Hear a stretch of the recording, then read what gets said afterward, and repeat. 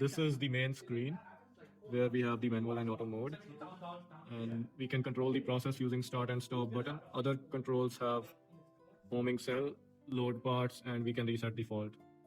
And there are job controls as well. So when we enable the manual mode, then job controls will be enabled and we can access them. And zero step is for zeroing the step in case of any fault, in case the process is stuck. That's for troubleshooting and fixing. And while the process runs, it's gonna show you the steps in current step info, and robot status is gonna be displayed while the robot is running or when it's stopped. Right now it is safeguard stop, and the light and the stack light is blinking in red. You can see that.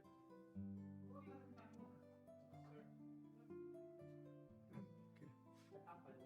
This is my home screen. This is just the picture that shows you that's an infographic for the project. Basically, we are building a wireless charger assembly line, and you just press enter to come to the main screen. Other screens have the part inventory system, and on the top you can see the status bar where you can see the cell status. It can show you the safety status while the cell is running, while the cell is idle. Right now it has some safety error because I'm blocking the light cutter, and operation mode is in auto right now. If I switch it to manual, it will switch to manual. And if I reset default, it's gonna turn the amber light on because it's in manual. But when I switch to auto, it will turn off. Yeah, right now it's in auto mode, so it turned off. And it shows you exclusively the safety status. Right now it is safeguard stop because I have broken the light cutter. And fault status is no fault. So fault status is enabled for there is a fault when the process doesn't perform ideally as it should. So let's go to the parts display. This is the preview of the parts display where you can see the current parts loaded in the machine, and you can also set the target part amount. Let's say 2, so it's gonna change to 2, and you are only gonna be allowed to load 2. After that, machine is gonna be good to start. And you can see if the loading is enabled and when the loading is required. So when the target part count is not equal to the current part count, then loading is required. So it's gonna turn the loading required indicator on. And this is the status of magazines, and it shows you what's the status of part count. So when it's red, then that means the parts are low, and when it's in amber color, then that means the parts are between 35 to 75% of the target amount, and when it's green, then it's above 75%. And you can reset the part count in case of any fault, and it shows you the fault indicators if there is a fault in the magazines itself. You can return to the main screen, and there are the job controls as well, but to use that you have to be in manual mode. So right now I have switched to manual mode, but the machine has been safeguard stopped, so I have to reset it, and red light should turn off and amber light is on right now. Now we can switch to the job control screen, and here you can see all the outputs being controlled in the cell, and you are allowed to control it manually as well. So let me extend the slide. The safety has to be cleared to perform any manual job. And for the slide to extend, we need all the actuators home so they don't break, because they sit in the center of magazines, and if they are extended, they will be in the middle of the magazine and they can physically collide. So to show the slider extend, I am retracting all the platforms. Now, as you can see, I can control the slide manually, and I can extend the platform individually. Right now I am extending the lower casing platform. I can extend it and retract it as well. Same with the upper casing with the PCB platform.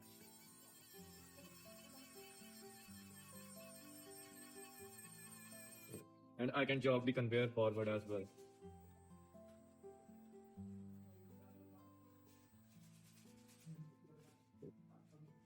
And right now, one of the platforms have been extended, and if I try to control the slide, I won't be able to because it can break the platforms. So I need to home the cell first. So pressing the home cell button will retract all the slides, and then it will home the slide. So there is a button on the HMI that says load parts. I press this to extend all the platforms to the top and to start the loading sequence. When I press this, all of the platforms will start to rise.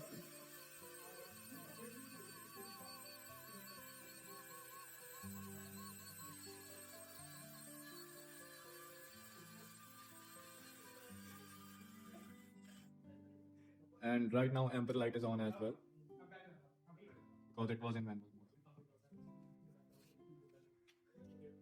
So let's start loading the parts. Okay. Right now you can see the part count is 0 in all of the magazines, and our target part count, because we have 3 parts, I will set it to 3. Now let's start loading. We can show the loading. 1. As you can see, upper casing magazine has 1 part. Then we load PCB. Lower casing. 1.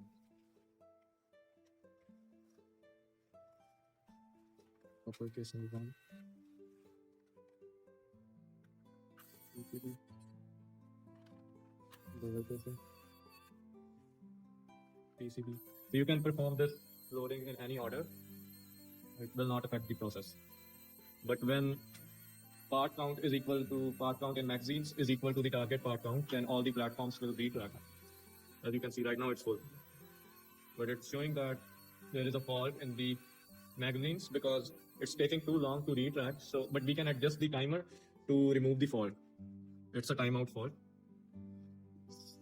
So if we know that how long does it take for the platforms to retrack ideally, then we can increase the timer and we can set it up to that value so it doesn't fault without any reason. But as you can see, there is fault in all 3 magazines because all of them took too long to retrack. So the possible cause could be that actuator failed or the part got stuck or something is broken, anything. But I can reset it. As you can see on the stack light, the red light is blinking twice. That's the indication of the fault. So when we come back to HMI, it shows you that there is fault in upper casing magazine in the fault status, but the cell is safe. And cell status is also faulted. So when I reset it, there is no fault, cell is idle, and the green light turns on because we are good to go and I can start the process. And the white violet light is also on because all the parts are present. So now we should be good to start the process. Let's hit the green button. Either we can press the physical push button or we can use the HMI. I will use the HMI this time.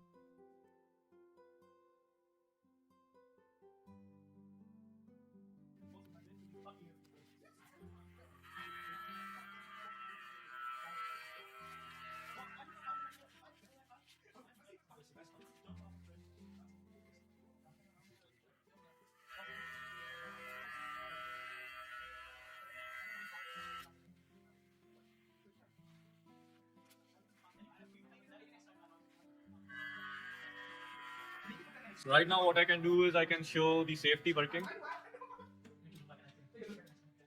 by just blocking the adjustment. So robot stops right now. But when you can see the red light is blinking. And then when I press reset, it's gonna clear the light. When I press start, it's gonna start the process from the same step. And now green light is blinking because the process is running.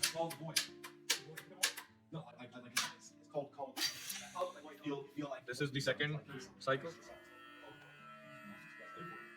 I can stop. I can press reset and start to start the process.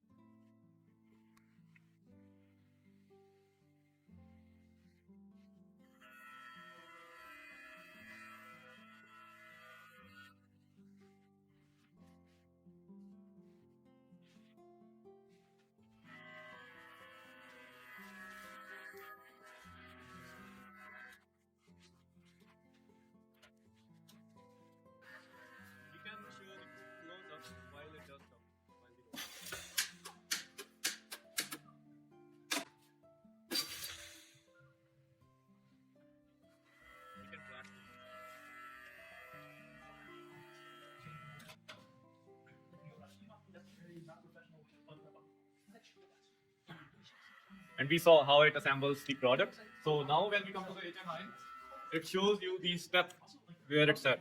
So now it's going to pick up the upper casings, as you can see. It has picked up the upper casing, and now it's going to place the upper casing. So it shows you that it's placing the upper casing. Now it has placed it, but I blocked the safety. Let's start.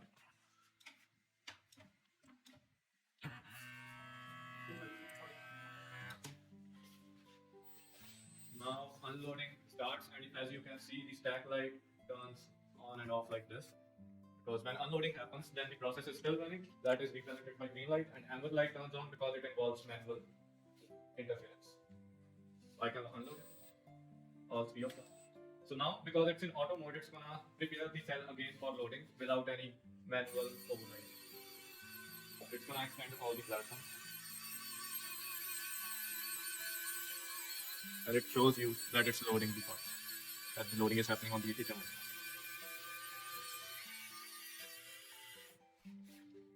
And yourself is seeing. And no parts are present right now, so it shows you no parts present. All the parts are zero. There is no fault in the magazines